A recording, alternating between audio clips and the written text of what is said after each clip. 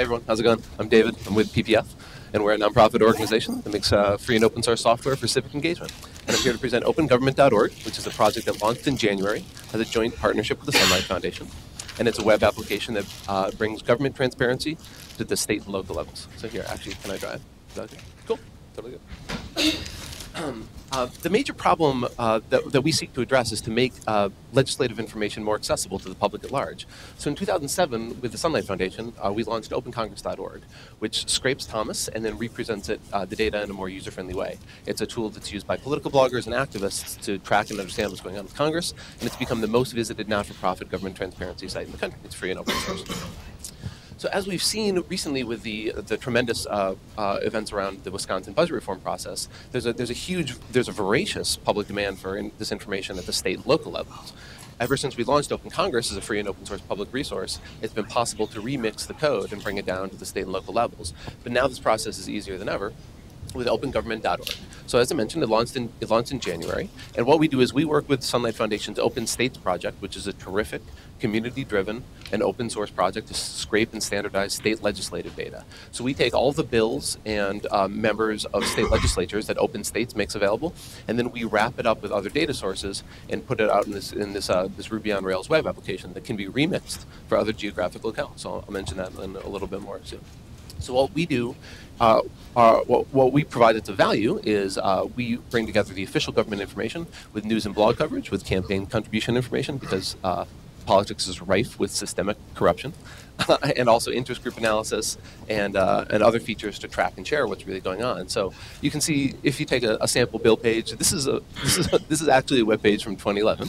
This is today. This is current, and there's a series of grotesque, outdated, user-unfriendly screenshots that I could pull up because state legislatures need a lot of help with their web standards. So this is an actual screenshot today. And what we've done is we've redesigned it with more social sharing tools, the ability for people to comment on legislation and to track it in meaningful ways and then share it with their online communities. So it's used by political bloggers and journalists, citizen watchdogs, because we're really bringing government transparency to the most local possible level, and it's a tool for activists. That's really what we do. So I'm going to do a quick live demo, but please holler at us. That's myself and Carl, who's our director of technology, who wrote much of Open Government. And I'll stress again that Open Government can be remixed consistent with our open source license. So for if you have a project that could use a front end to present government data, all of our visualizations can be remixed. And if you're from another country that's looking for code to use, you can use that. And where did the okay? So here, real quick, I'll just show the Open Government homepage. We currently have data for 5 state legislatures, and we'll be announcing more soon, surfing along with Sunlight and the work of Open States Project.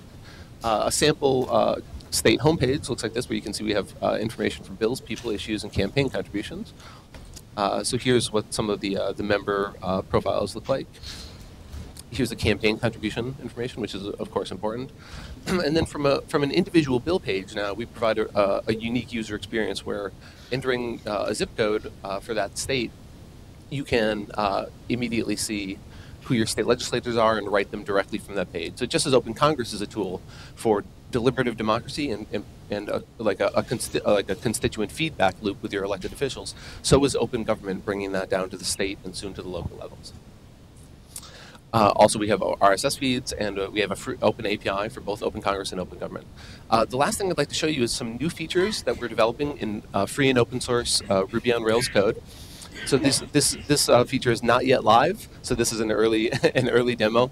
Everyone, please put on the hard hats that have been provided to you. They're under your seats.